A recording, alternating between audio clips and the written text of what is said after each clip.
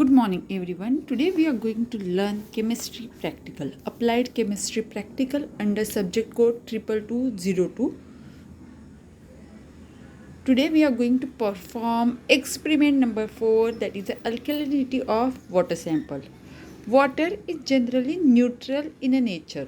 What is meaning of the neutral? The pH is 7. It is not acidic, it is not alkaline. But when water is obtained from the different resources, there are some impurities are dissolved in the water. Due to that, water is become slightly acidic or the slightly alkaline. This water we can use for the drinking purpose. But when we are using alkaline water for the drink boilers in a various industry, it will cause a harm. So how it will cause a harm? As the water boiler is required for the textile industry, paper industry, sugar industry, pharmaceuticals, for the various purposes. As a engineers, you are going to deal with the manufacturing process. So you must know what are the advantages of the alkaline water if we use for the industry. If we use such a alkaline hard water in a boiler, it will cause a corrosion, caustic embrittlement, that is due to the sodium present, scale and a sludge formation. So today we are going to perform how much water is alkaline. Means what is the alkalinity of water. We require following apparatus for performing the practical: burette, conical flask, beaker, pipette, HCl 0.01 normal to find out alkalinity of water, that is the basicity of water. Two indicators we are going to use: phenolphthalein and a methyl orange. Alkalinity of is the measure of ability of water to neutralize the acid. It means the total content of this substance in which causes the increased OH minus ion concentration, which is obtained due to the dissolution or dissociation of hydroxyl molecule. Alkalinity of water is due to the presence of OH minus, HCO3 and CO3 2 minus.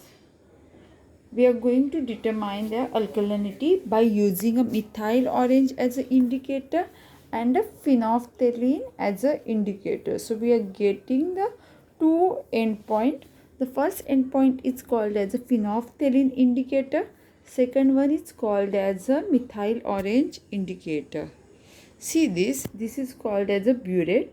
In this we are going to fill the 0.01 normal HCl. Here we are taking the water sample and we will observe what are the color changes. First, in a conical sample we taken a water sample, and as water sample is alkaline, when we are adding the phenolphthalein, that solution is become pink. So in this pink solution we are going to add drop wise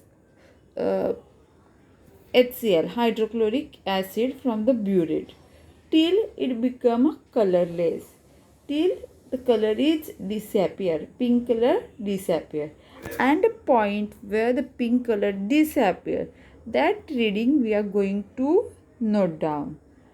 This is called as a phenolphthalein endpoint. For the methyl orange indicator, we are going to put a methyl orange. So when we are adding a methyl orange, it becomes yellow in color, and we are going to add HCl till it becomes orange in color. The reading at which it changes a color, it is called as methyl orange endpoint. We are going to use burette only one time filled while performing these two endpoint. This is the burette which is having a knob and we are filled with 0.01 normal HCl. This is the conical flask. We are taking a water sample. First we are going to add phenolphthalein. Color changes to the pink. And we are going to add a burette solution till it becomes colorless. For the next endpoint we are going to add a methyl orange. So conical flask become yellow in color, and we are going to add HCl till it become a orange in color. This is the procedure, we already followed that. This is the observation table. When we are neutralizing the water for the phenolphthalein indicator at 1.4 and 1.3 ml, solution is become colorless. So it is called as a P, that is your phenolphthalein endpoint. In this we are going to add methyl orange, solution is changes to yellow color. So again we are going to add 0.0 normal HCl, that is the burette solution. Drop wise we are continuing the burette same way. We are not going to fill the burette till 0 marks for the second observation. So at 4.2 we will observe that solution changes color yellow to orange. So we will write down end point is 4.2.